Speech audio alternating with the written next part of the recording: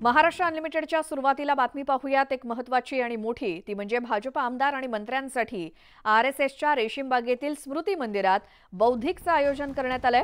राष्ट्रीय स्वयंसेवक संघाने महायुतीतील शिवसेना आणि अजित पवार गटाच्या आमदारांना सुद्धा याचं निमंत्रण दिलंय आणि या बौद्धिकला भाजपचे आमदार आणि मंत्री संघाच्या रेशीम बागेत दाखल होतील आणि यावेळी संघाकडून भाजप आमदारांसह मंत्र्यांना मार्गदर्शन करण्यात येणार आहे आणि आमदारांना संघाची माहिती देण्यासाठी दरवर्षी हिवाळी अधिवेशनाच्या काळात संघाच्या बौद्धिकचं आयोजन करण्यात येतं। दरम्यान यंदा या बौद्धिकला शिवसेना आणि राष्ट्रवादी गटाच्या आमदारांना सुद्धा निमंत्रण देण्यात आलंय आणि या पार्श्वभूमीवर अजित पवार गटाचे आमदार आरएसएसच्या बौद्धिक वर्गाला हजेरी लावणार का याविषयी राजकीय वर्तुळात चर्चेला उधाण आलंय।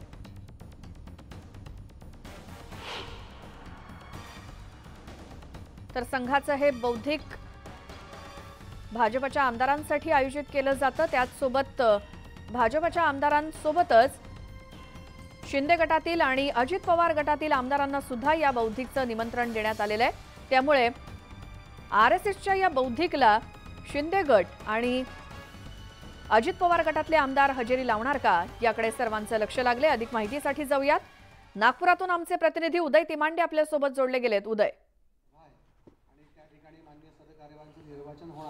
खरं तर नागपूरमध्ये हिवाळी अधिवेशनासाठी येणाऱ्या भाजपच्या आमदारांना संघ दरवर्षी हे बौद्धिक आणि एकत्रीकरण करत असतं। यावरील त्याची सुरुवात आता इथं रेशीमबागच्या स्मृती मंदिर परिसरात सुरू झालेली आहे। आपण पाहतोय की संघाचे पदाधिकारी सुधीर मोघे जे आहेत ते भाजप आमदारांना इथं मार्गदर्शन करत आहे। आपण काल पाहिलं होतं की भाजपचे प्रवक्ते आशिष शेलार यांनी या एकत्रीकरणासाठी जे आहे ते भाजपसोबतच सेनेच्या आणि राष्ट्रवादीच्या आमदारांना देखील निमंत्रण दिलं होतं। त्या पद्धतीनं आता सेनेचे काही आमदार आणि मंत्री इथं उपस्थित आहेत। सेनेकडून मनीषा कायंदे आणि दीपक केसरकर इथं उपस्थित आहेत, मात्र राष्ट्रवादीकडून कुठलाही आमदार इथं आलेला नाही आहे। आगामी वर्ष हे निवडणुकांचं आहे, त्याच पद्धतीनं राष्ट्रीय स्वयंसेवक संघातलं दुसरं महत्त्वाचं पद सरकार्यवाह यांची निवड देखील जे आहे ते प्रतिनिधी सभेमध्ये पुढच्या वर्षी केली जाणार। त्यामुळे संघ आणि भाजप या दोन्हीसाठी आगामी वर्ष हे निवडणुकीचं असणार आहे। आपण पाहिलं की संघ ही भाजपची राजकीय शाखा म्हणून ओळखलं जातं, त्यामुळं ज्यावेळी हे आमदार नागपूरमध्ये येतात त्यावेळी त्या आमदारांना संघाचा परिचय,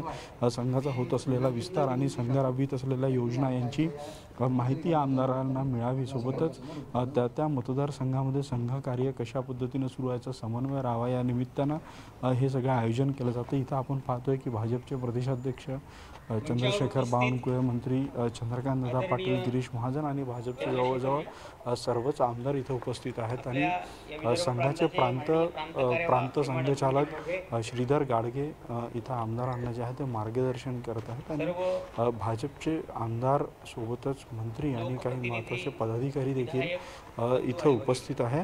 आपण हे थेट पाहतोय की प्रदेशाध्यक्ष चंद्रशेखर बावनकुळे हे व्यासपीठावर आहे। खरं तर संघाच्या व्यासपीठावर संघांच्या पदाधिकाऱ्यांशिवाय इतरांना परवानगी नसतं आणि गेली अनेक वर्ष हे जे मार्गदर्शन होत आहे हे बंदद्वार होत असतं, मात्र यंदा पहिल्यांदाच रेशीमबागमधल्या स्मृती मंदिराच्या या हिरवळीवर या कार्यक्रमाचं आयोजन करण्यात आलेलं आहे आणि व्यासपीठावर भाजपचे प्रदेशाध्यक्ष चंद्रशेखर बावनकुळे देखील असल्याचं आपल्याला पाहायला मिळतं। त्यामुळे संघ अजून जनतामुख करायचा जो आरोप एक भाजपवर केला जातो की संघ विचारांचा आहे आणि कुठेतरी त्याची अडचण जी आहे ती भाजपला होतं दूर करण्याचा प्रयत्न या निमित्तानं संघाकडून केला जातो। त्यामुळे यावेळी हा कार्यक्रम हिरवळीवर आयोजित केलेला आहे आणि सर्व माध्यमांसमोर जे आहे ते संघाचे नेते या सगळ्या भाजपच्या आमदारांना मार्गदर्शन करत असल्याचं आपल्याला इथं पाहायला मिळतं। संघामध्ये जे शिक्षण असतं त्या संघ शिक्षा वर्गाचं तृतीय वर्ष।